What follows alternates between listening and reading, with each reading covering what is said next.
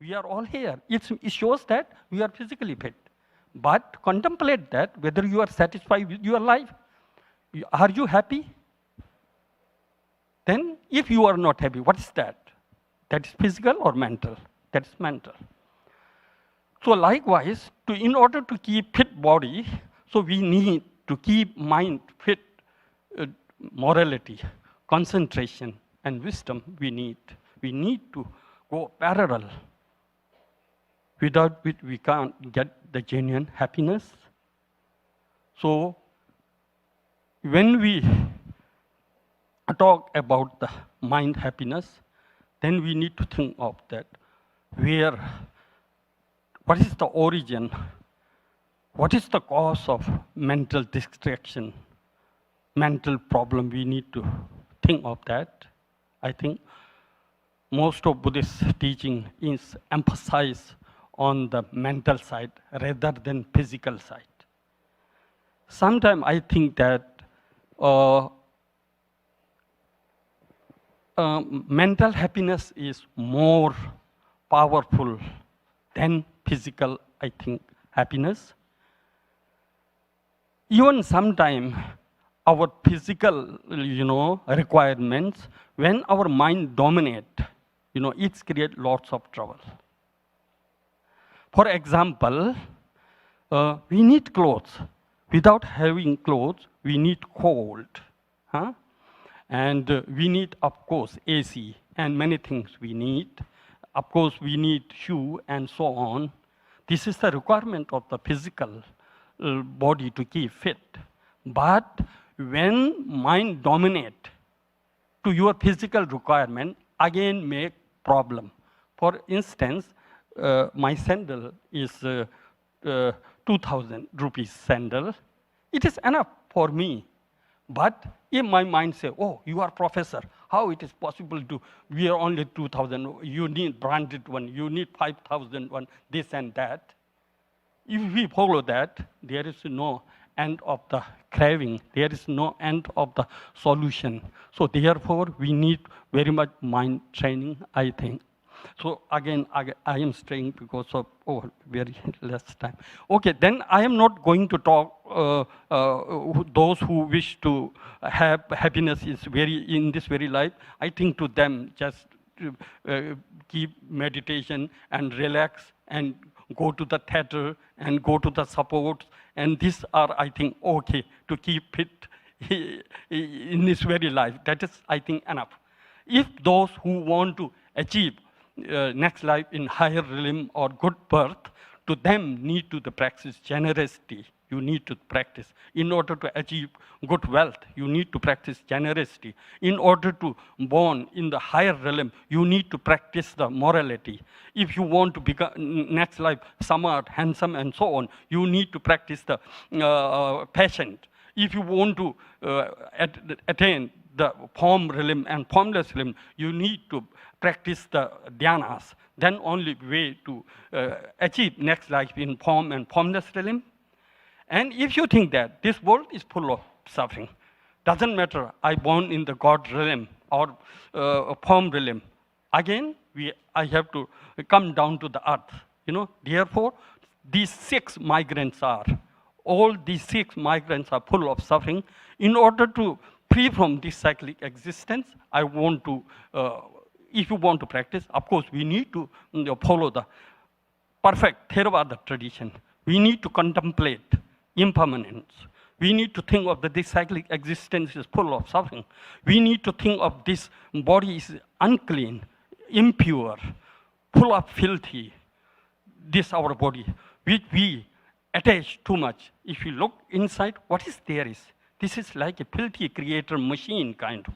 Whatever come to this body, everything change into the, impurity. This is the nature of our body.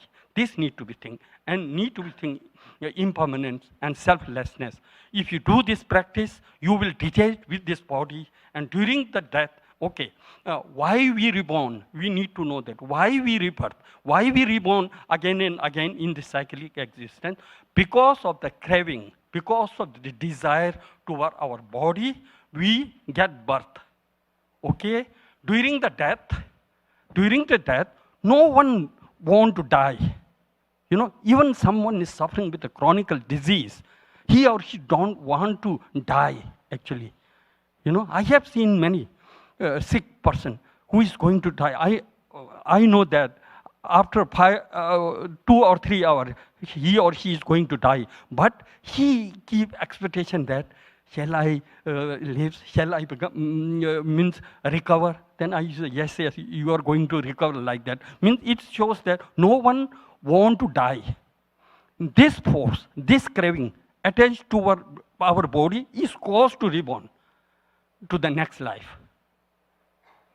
If we did, during the death, if we die with joy or happy, without any craving, without any desire, I think cessation is there.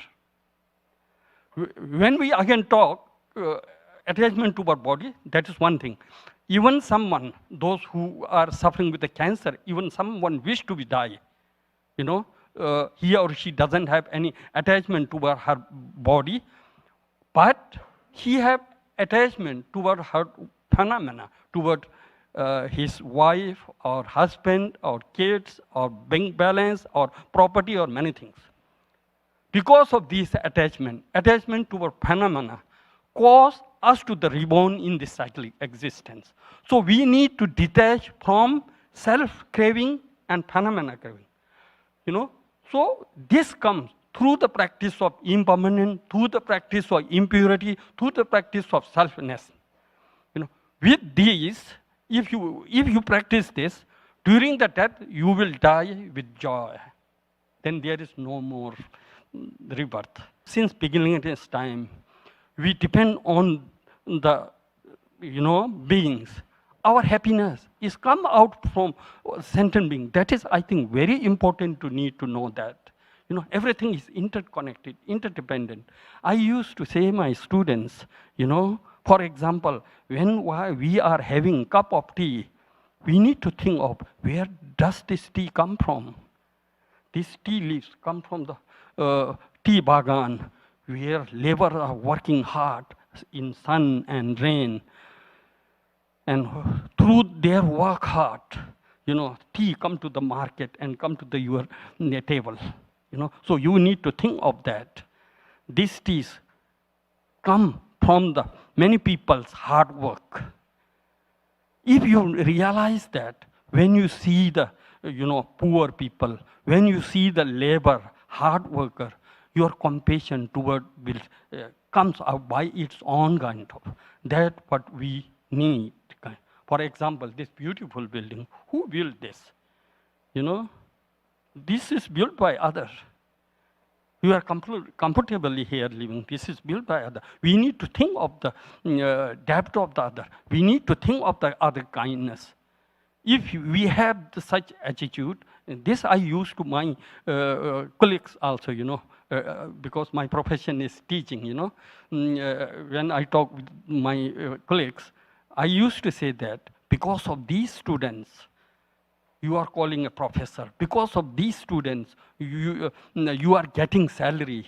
If you don't do justice with your classroom students, you are accumulating the unwholesome action. You never be success.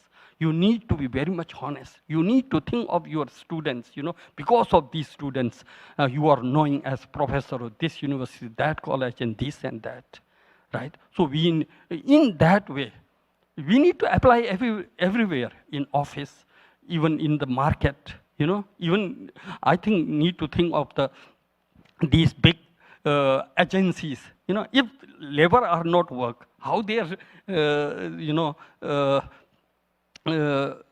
how their business will be success, So interdependent origination is very much important to think. Mahayana means, of course, interdependent origination are, of course, explained in the Theravada tradition also, but Mahayana tradition in conventional level also in order to generate the compassion. So they emphasize interdependent origination very much. Actually, short of time. Otherwise, I want to explain little bit emptiness and interdependent origination. Anyhow, 3 minutes still more. So I want to explain little bit about the interdependent origination and emptiness, because I think that someone has maybe confusion about what is emptiness is. So I will give you the analogy. Actually, for example, when we see this paper, we see this paper like an inherent kind of, exists by its own nature count, right? When we see this paper, we think that this paper is inherent, its own kind of, but in fact not. You know, this paper is coming out from the tree, right? If there was no tree, there is no way to come this paper. Paper is come out from the tree. When we say paper is come out from the tree, of course, in order to grow the tree, we need earth. Without that, where you grow the tree, you need earth. Earth is not enough. You need the ocean. Without ocean, there is no moisture, there is no rain, there is no snowfall. If there is no snowfall, there is no rain, there is no way to come water. Water is coming out from the ocean. Ocean has big contribution to become this paper. Likewise, of course, sun ray need. Without sun, there is no way to ocean become a stream. So sun has contributed to become this paper. Likewise, we need air, we need space.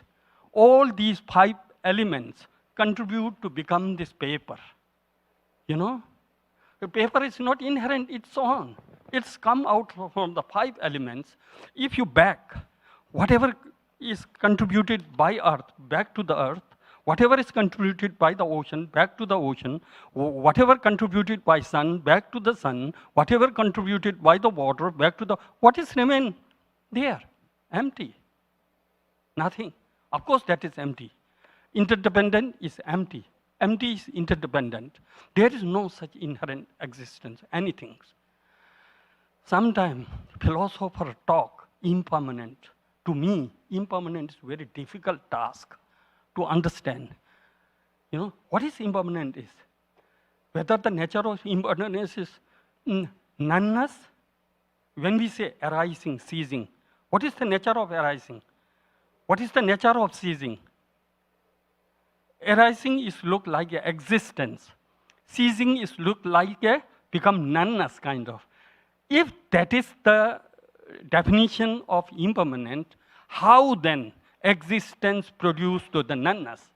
And how noneness produced to the existence? No way. If things is ultimately exist, then how it is disappear? How it become noneness? When we say arising and ceasing, whether there is between gap or not. If there is gap, then how it is possible to arising? Arising from gap is arising from noneness, nothingness.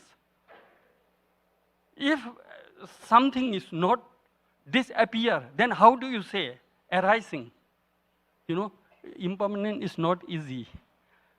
We easy way talk that yes, everything is arising, ceasing kind of. To know proper impermanent, I think to know that all phenomena are illusion-like, dream-like, then we can able to explain impermanent also right way. Otherwise, there is difficult to explain an impermanent in general way. I think now question answer. So thank you for listening. Thank you. Dear Venerable, I really enjoy your analogy about boxer when you're talking about the 6 parameters. My question is, when we in front of impermanence, how do we deal with or get along with impermanence in a more graceful way? Yes, of course, since beginningless time, we attach towards, permanent kind of, we think that inherent kind, therefore not easy to grasp impermanent very easy way. Of course, gradually, if you contemplate, if you think again and again, if you once become familiar with, maybe then you will enjoy with the impermanence, Of course, we hold very rigid way. Therefore, we are suffering lots.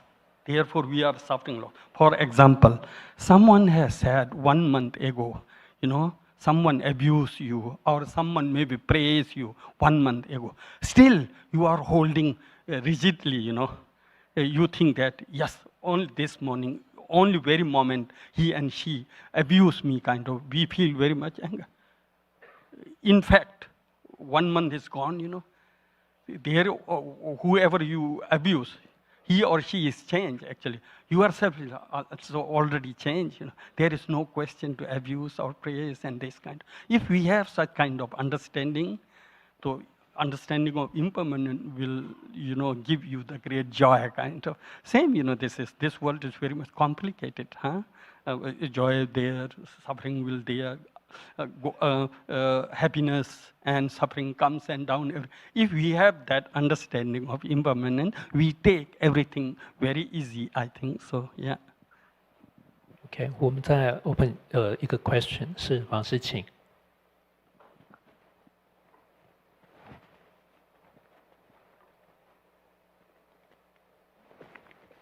Bante, I enjoyed quite a lot your presentation, but I have to make a comment on what you said about dukkha of Theravada tradition, and I would like also to listen your comment on what I am going to say. I think about suffering, our understanding about suffering is sort of revealed in different layers. That one level, as I understand, is sanya vijnana level, that is the level of general sense perception. So at that level, you actually do not see suffering, and at that level, you are attached to the sense perception, and sort of then you sort of have the desire of them. And at that level, actually, you have sort of joy in them, but there are negative results, because all this attachment is finally going to be a sort of suffering, then that we call asadhak, negative consequence. That is the sanya vijnana level, the ordinary sense perception. Other level is the moral level. That is what we call, that you see the permanence, impermanence, but still you are not going to be disappointed, because you see that there is a way that you can deal with this impermanence, dukkha. So then what you are doing is that you follow, okay, what is the way that you can approach with this suffering? Then, I mean, if you are a Buddhist, I mean, if you are looking from the Buddhist perspective, that you understand, okay, there is a moral way to deal with them. Though there is a way that you are, okay, now, okay, even though I see the suffering, I should not sort of desirous of that.